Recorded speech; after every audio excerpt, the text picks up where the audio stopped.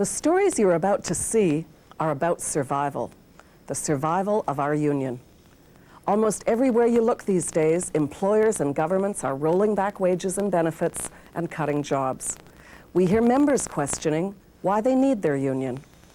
Today, we really are in the fight of our lives.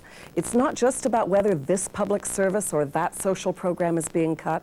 It's that all the values we hold dear as a union and as a society are being challenged. About people looking out for each other, about collective responsibility, not just each individual looking out for me first. There's a pretty concerted effort to undermine these values, to undermine unions, not just by breaking our contracts, but in lots of subtle ways too.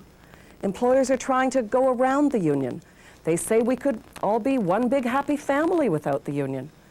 It's almost as if unions were a third party, an outside insurance agency. There's the employer, there are the workers, and there's the union.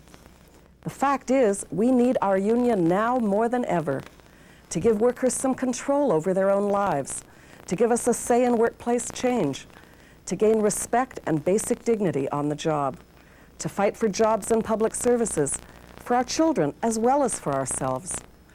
But as the stories in this video show, the union is only strong when workers believe it's theirs. The union is only as strong as its members. We're definitely in a difficult time now. Collective bargaining in the municipal sector in Canada is almost the exception, not the norm. And I don't think a lot of the answers to the questions and the concerns our members have are necessarily found at bargaining tables these days. And now more than ever, in eras of downsizing and retrenchment, we need a strong local union with every workplace represented. But strength only comes from an active, involved membership. And that was a problem for Local 500 in Winnipeg.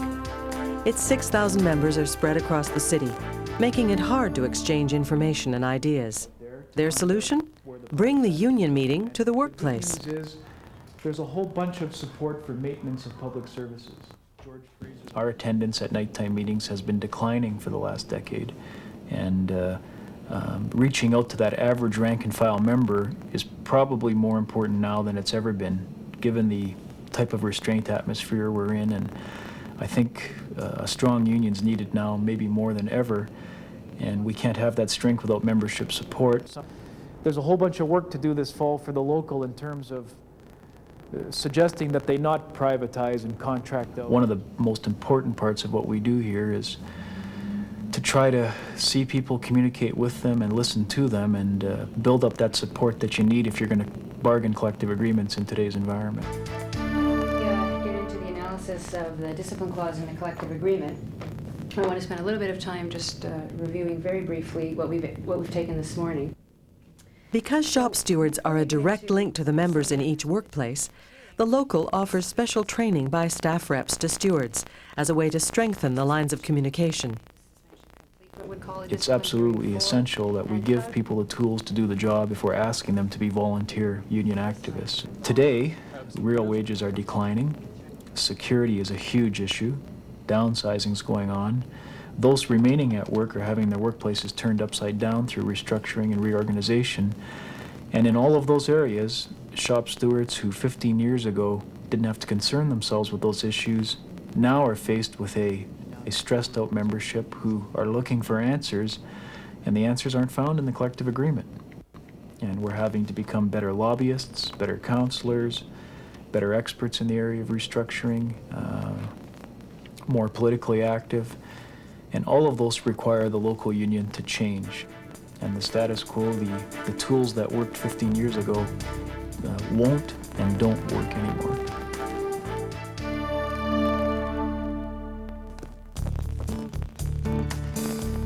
It was like this constant harassment, like just every day.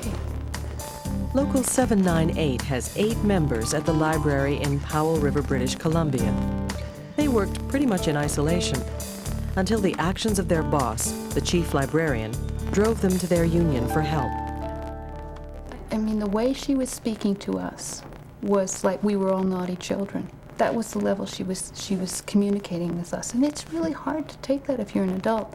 And to begin with, I mean, you just sort of slough it off. You say, oh, she has migraine headaches, she has arthritis, you know, that kind of behavior. We have to forgive her. But eventually you get really angry.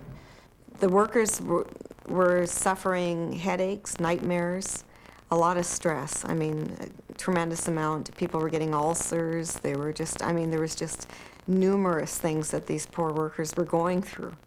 I think maybe the first thing we actually did as a group is we went and talked to the library board.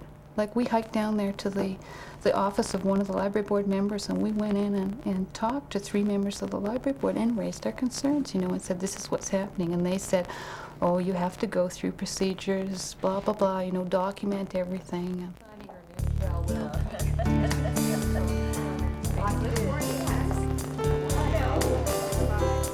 Stop by and see how things are going. The women who work at the library had never been active members, so they didn't turn to the union right away. But when they did, they found the support and help they needed. Which was quite nice.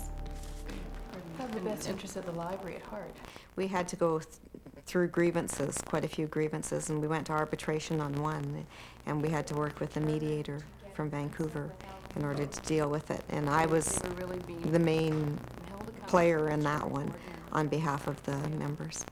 And all we were looking for were people who would be fair, treat us fairly as an employer. It was good to get the support from our brothers and sisters. That thanks in part to our organizing to elect a new library board, the former head librarian was relieved of duty on March the 22nd, and the Powell River Public Library is currently seeking a new librarian. Local 798 will never be the same. Members have learned that they can gain some control over their working lives, as long as they pull together. Now it's hard to find a seat at the monthly meeting.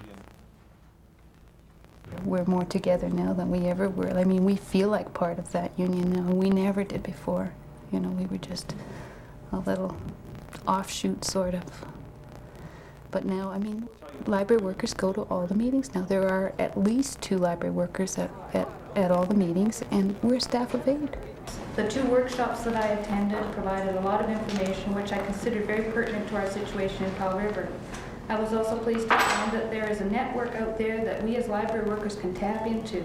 If you deal honestly with people and they know that there's nothing that they can't share with you, the members can't share with you, and if they have concerns or whatever, that they can still come to anyone within the executive or anything, and knowing that it's our local.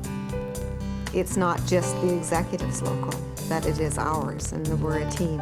We all work together, and that makes it the best.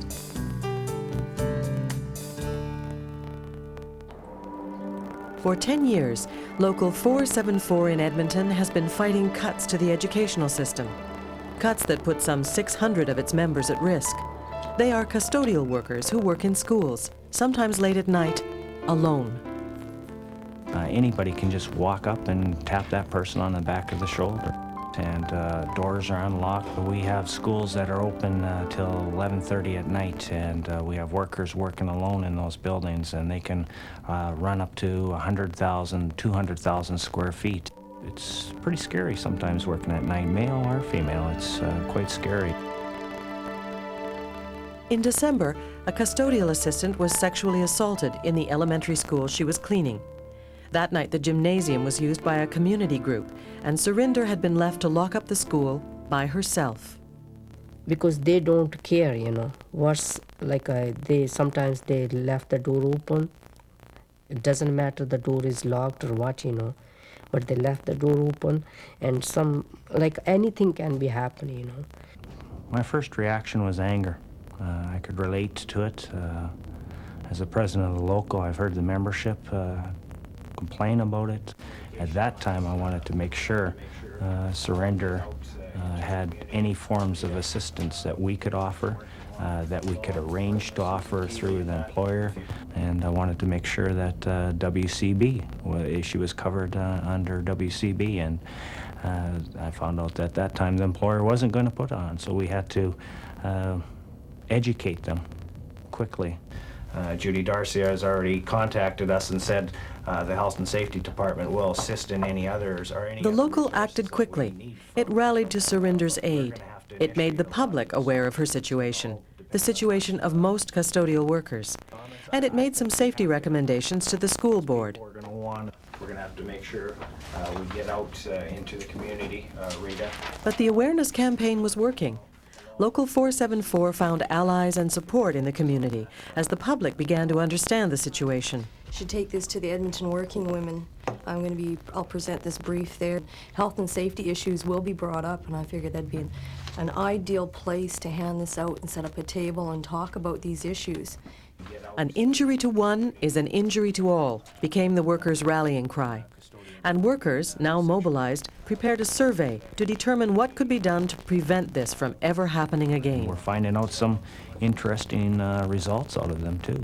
The conditions that our membership are under, and the stress they're being put under of working alone, the different forms of harassment that is brought forward, and it's information that is going to help us for years to come. Through its efforts, Local 474 has won support for its fight for safer workplaces from the community and from local politicians. Members are encouraged to attend police safety seminars, and all custodial staff who work alone must carry a personal safety alarm. I still remember the one request by Surrender, make sure that this doesn't happen to another one of us. And I made a commitment to her that we'll do our best to make sure it doesn't, and we're going to live by it. A, B, C, D, E, F, G. People are also scared. I mean, they're really scared of truly losing things that we've spent, years building. Local 2204, representing 12 daycares in the Ottawa area, was organized in 1978 to fight cutbacks to childcare. Now they stand to lose many of the gains they have made over the years. I don't think the government really realizes that the need is there. It's really there. And people aren't aware that it isn't just changing diapers and feeding children. It's showing them how to play and how to be social and how to work in a group. In 1978, workers were earning on average $7,000 a year with few benefits. By building new lines of communication, the workers won the support of parents and the community. Quality childcare was at the basis of everything that we fought for.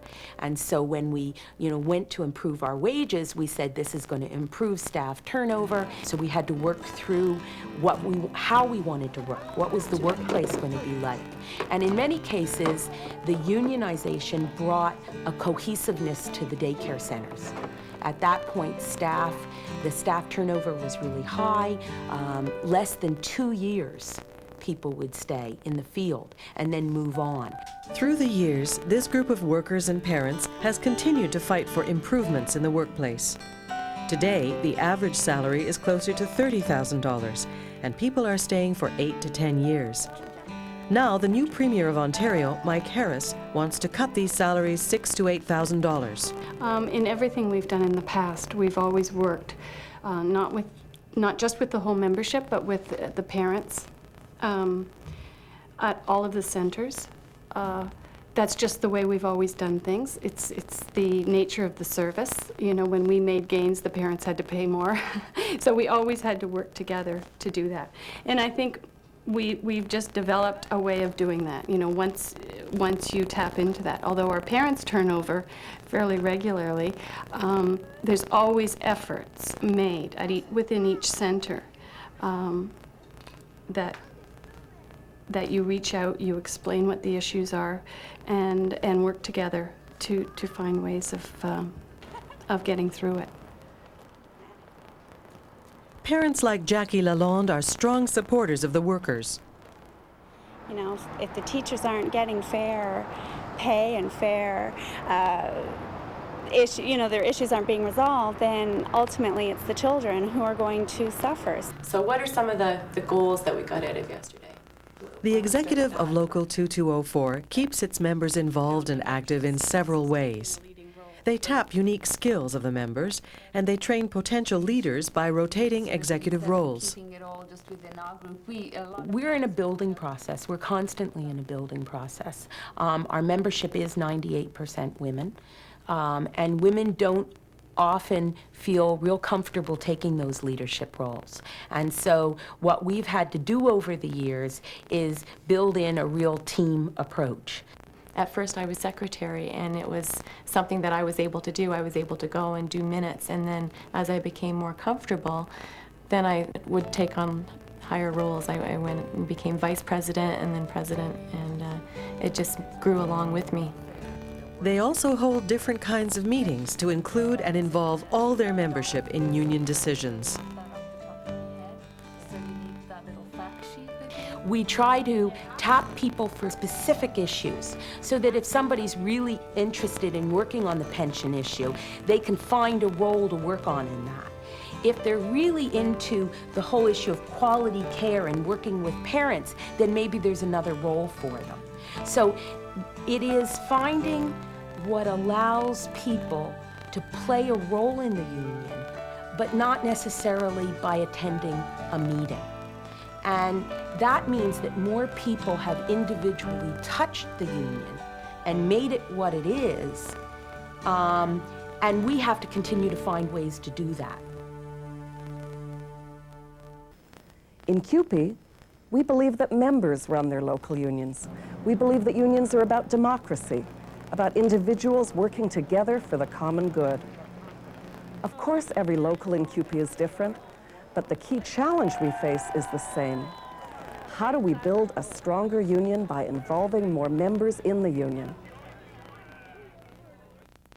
We hope these stories will spark discussion in your local union about the way we work day to day to build the union. What can we do better or differently to involve more members in the union?